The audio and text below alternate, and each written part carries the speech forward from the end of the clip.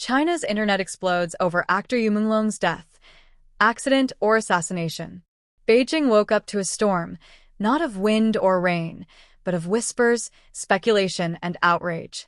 The sudden death of Menglong, the beloved actor whose charisma had captured millions, had now reached a fever pitch online. Social media platforms were flooded with posts, theories, and accusations, some reasonable, others wildly conspiratorial. Yet one question dominated every trending topic, every comment, every heated discussion. Was it really an accident or a calculated assassination? In the immediate aftermath of Yumenglong's death, official reports were sparse. Authorities described it as a tragic accident, leaving fans and netizens dissatisfied. Questions mounted. Why had the actor's car veered off so suddenly? Why had surveillance footage, reportedly from nearby intersections, gone mysteriously missing? And most chilling of all, why did so many people close to Menglong seem unusually reticent, almost rehearsed in their statements? Within hours, hashtags like #YumenglongDeath, #JusticeForYou, and #AccidentOrAssassination began trending nationwide. Chinese internet users, often cautious about sensitive topics, now became relentless digital detectives, combing through CCTV leaks, cross-referencing Yu's last movements, and analyzing every snippet of video and photo. What emerged was a tapestry of eerie coincidences, unexplained anomalies, and chilling patterns that hinted at something far more sinister than an ordinary traffic accident. One netizen, using the alias ShadowWatcher88, uploaded a frame-by-frame analysis of the accident scene. Look closely at the timestamp.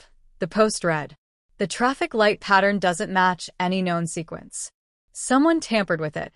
The post went viral within minutes, sparking debates and further investigations. Across Weibo and Douyin, amateur analysts pointed out details that were impossible to ignore. A black sedan parked suspiciously across the intersection, a blurred figure near the alley behind Yu's apartment, and even digital glitches in CCTV footage that suggested deliberate erasure. But the most explosive revelation came from a leaked private message that surfaced in one of the fan forums. The message, allegedly from someone inside Yumenglong's management team, suggested that Yu had recently discovered something very dangerous. It hinted at corruption, betrayal, and a network of powerful figures who had reason to ensure that the truth never came out. The online community erupted. Could it be that Yumenglong's death wasn't random? That it was a warning carefully orchestrated by people who wanted him silenced? Meanwhile, netizens scoured Yu's social media history for hidden clues.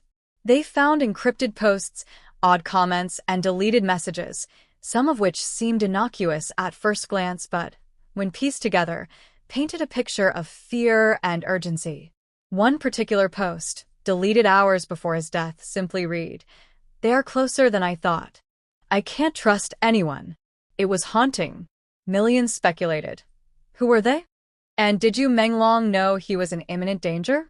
On the streets of Beijing, ordinary citizens also felt the ripple effects of the tragedy. Fans gathered outside Yumenglong's apartment complex, holding candles and leaving flowers. Some whispered prayers, while others shouted questions into the night. Who did this? Why him? Was it really an accident? The crowd grew steadily, their grief mixing with a growing sense of outrage. High above, in the city's towering office blocks, anonymous figures watched the unfolding chaos. There were whispers that certain government offices had intercepted communications suggesting that Menglong had become a threat, not just to his own circle, but to a much larger network of influence. Whether this was paranoia or reality, the online storm made it impossible to contain speculation. As the day turned to night, investigative journalists began connecting the dots. They noted a pattern in Yumenglong's last month: repeated warnings from anonymous contacts, sightings of unmarked black cars, and unusual activity around his apartment.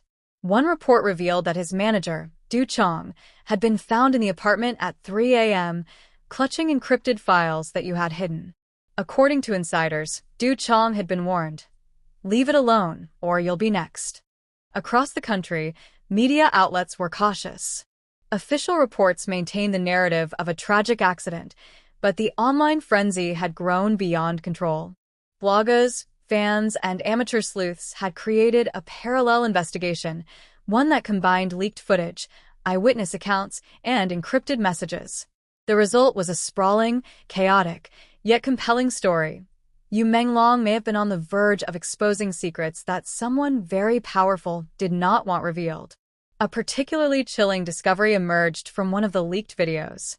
Menglong, speaking directly to the camera in the hours before his death, warned about people who smile in the light but work in the shadows. His voice trembled, and his eyes darted nervously off camera. "I know they are watching, and they will stop at nothing. Du Chong, if you find this, be careful." The video was authentic, confirmed by multiple forensic analysts, and it became the centerpiece of online debate. Millions watched it, shared it, and dissected every frame. The internet exploded with theories. Was it a hit orchestrated by rival celebrities, corporate powers, or even higher-level authorities? Was Yumenglong's death a tragic accident amplified by coincidence, or a meticulously planned elimination? Some posts even connected the dots to other unexplained celebrity deaths, suggesting a chilling pattern. Every mention, every piece of digital evidence, only fueled the frenzy. Amid the chaos, netizens began organizing their own investigations.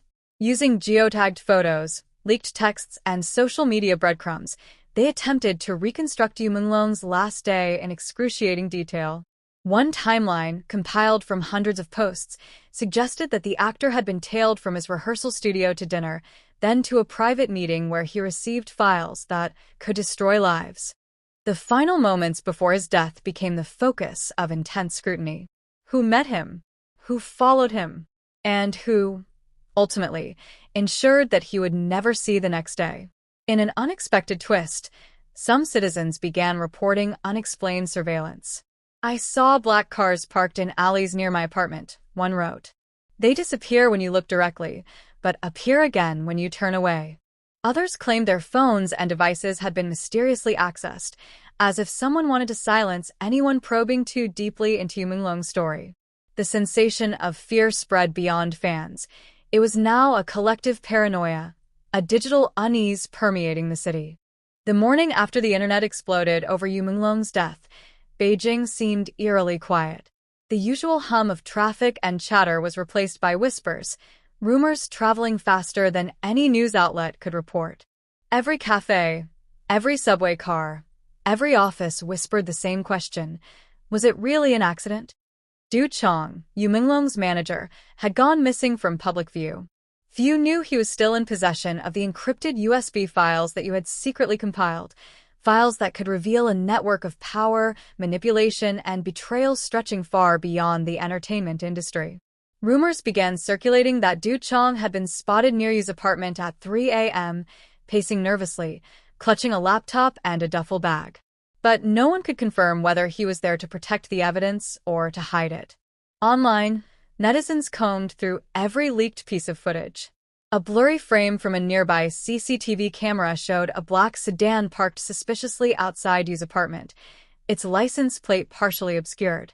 The timestamp indicated 11:52 p.m., the exact window when he was reportedly on his way home from a rehearsal. The sedan remained for nearly 20 minutes before vanishing. Was it coincidence, or had someone been waiting?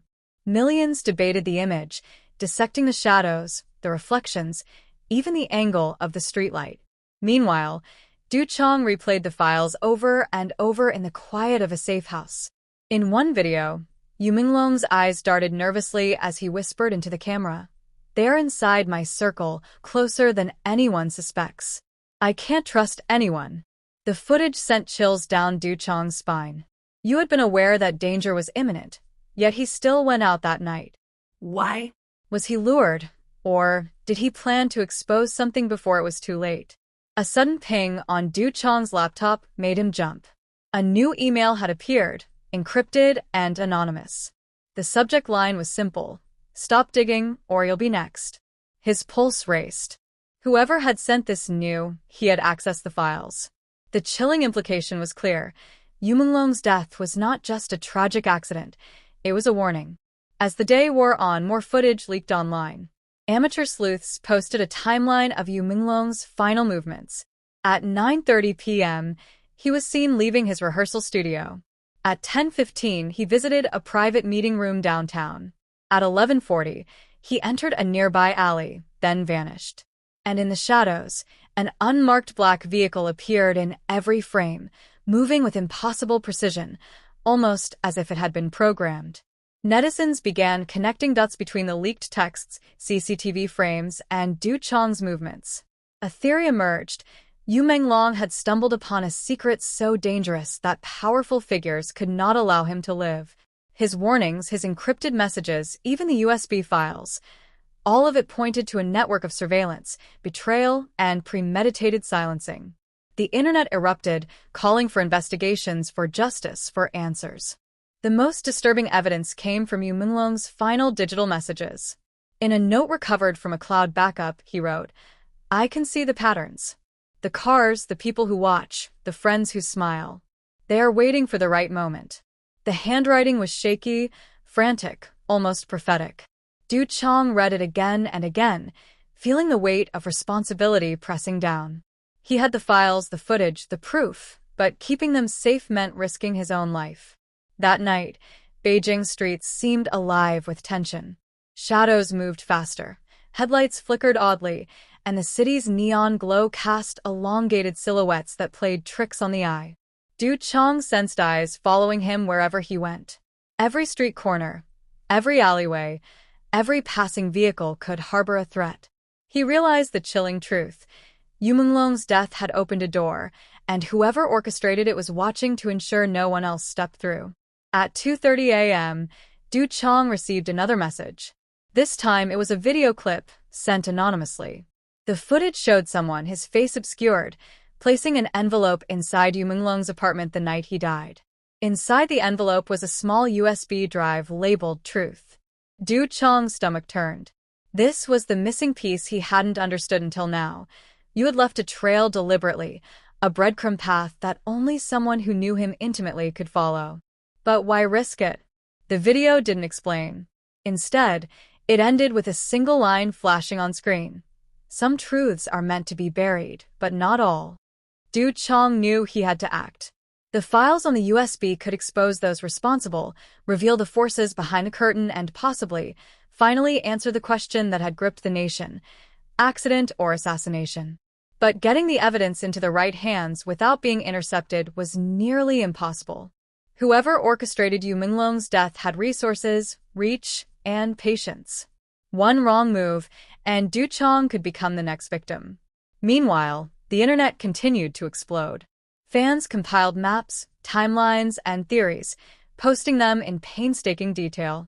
Some even cross-referenced other celebrity deaths with unusual circumstances, suggesting a chilling pattern of targeted eliminations.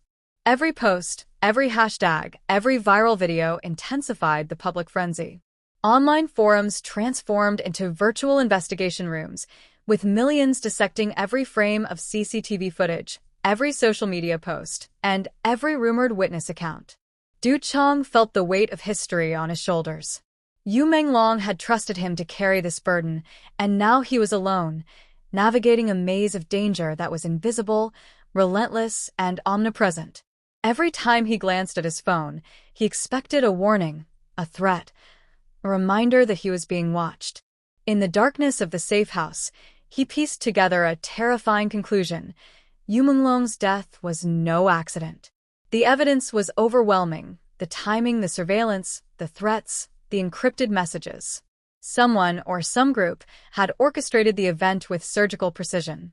The actor had been silenced because he had seen too much, known too much, and posed a threat that powerful figures could not ignore. And yet, despite the fear, despite the danger, Du Chong felt a flicker of determination. He held the USB close. Yumenglong's warnings, his videos, his messages, they could not be ignored. The story was too important, the truth too explosive, and the world needed to know. The city slept, unaware of the shadowy forces at play, the network of surveillance, and the silent threats watching from every corner. But Du Chong could not rest. He knew that in the coming days, the line between justice and vengeance would blur, and the search for answers would bring him closer to truths that were far more dangerous than anyone could imagine. Because in China, as the internet screamed and conspiracy theories spread like wildfire, one fact had become undeniable. Yumenglong's death was not just an accident, and the real story, the one hidden behind shadows, encrypted files, and anonymous messages, was only just beginning to unfold.